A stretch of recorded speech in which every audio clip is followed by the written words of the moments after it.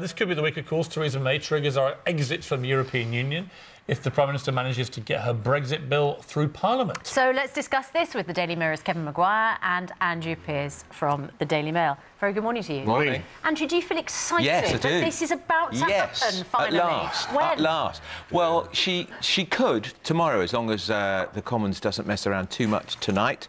But I suspect she might wait until after the Dutch election, because that might be won by an extremist who's wedded to Brexit, and she doesn't want to be seen to be assisting that election process, because she'll need Holland during the Brexit negotiations. Why would it make any difference? Well, because to the Dutch he's election? running on a Brexit campaign, and if Brexit is then triggered... But the Dutch know we're leaving I know, the EU. But it's not going to come as a great surprise. It's still advice she's been given, but she doesn't want to be seen in any way to cause any alienation in Holland. So, Kevin, you're laughing, as always, when Andrew Pearce is talking. Why are you laughing this time? I'm not buying the Dutch angle. It'll either be tomorrow or Wednesday. She didn't do it then. She could conceivably wait until after the 60th birthday party of the European Union on the 25th. She'll want to get it out of the way. Not to do it. But the Dutch election, it's not good. We're not going to influence how people vote in Holland. I know, but it's nonsense, isn't and it? While Andrew's feeling excited, have you got a chill in your bones about a bit of a chill, but you get into the business end now. You set the clock running that 2-year process. She writes her, dear Claude, Jean-Claude Juncker.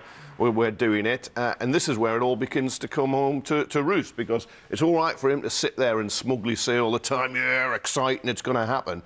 It's very difficult to achieve. It's going to be huge upheaval in Britain. We've had to hire thousands of civil servants to try and do this. You don't know where you're going to go at the end. It is possible manufacturing, people in factories will lose their jobs if you don't get a proper trade deal. We've got a huge free trade deal now with the rest of Europe. It's not free. It costs billions every year. You're going to walk away from it. It's not free. Why do they... Hang we've got to know it is not a free trade deal. We pay billions of pounds into the European Union every year, much of which disappears into a black hole called waste and corruption, and he keeps calling it free. It's not free. That's the clear point. Money that goes to Cornwall and South Wales and the northeast of England and Scotland. That's where it goes. It's not free. The truth is, we don't really know what's going to happen. There's a great piece in the Times today by a guy called Matt Ridley.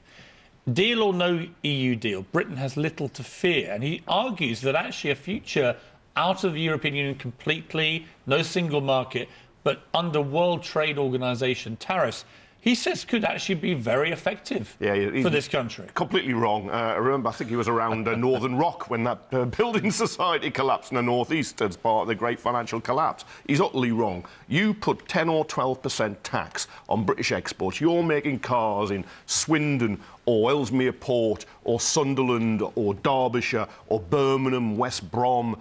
The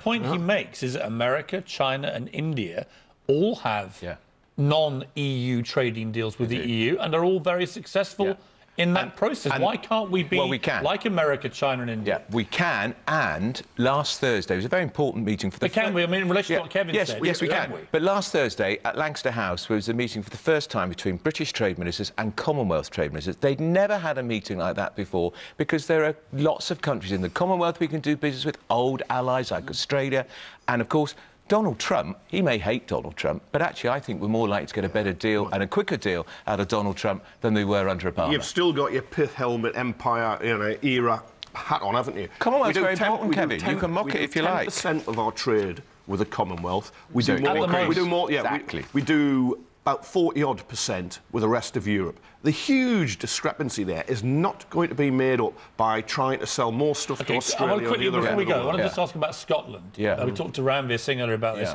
I mean, Nicola Sturgeon is charging ahead now, trying to get another referendum. Clearly believes the move in Scotland, in terms of the people who voted against this last time, is moving her way.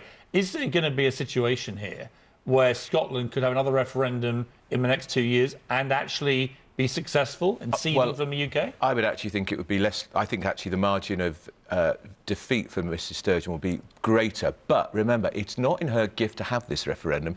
We're still in Great Britain, so Scotland will only be able to have a referendum if the British Parliament agrees, and they won't do that ahead of a referendum because it would disrupt Kevin, the negotiations. Can you imagine if the Scottish Parliament votes for a referendum and London says no? It would be absolutely wrong. But leaving the European Union could break up the United Kingdom, could be a very disunited kingdom, and Northern Ireland might go its own way as well as Scotland. It's a consequence of what you glibly did all very easy. Let me ask one last question about that then. Would that matter? I mean, we are so tied to tradition about all this, and yet most of the world is racing away, ripping up the way tradition has done things for centuries. Does it actually matter if Scotland becomes independent, if Northern Ireland becomes independent? Should we fear the unknown as much as some people do? No, I quite like one united Ireland, reuniting that. But you break away Scotland in the north, it will not be easy because you will have lots of... But in 20 years' time, could it be actually stuck in the past? Yeah, I mean, are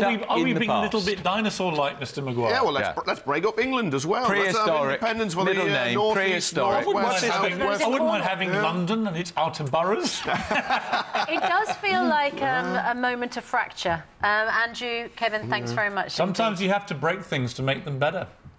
Let's just leave it out there.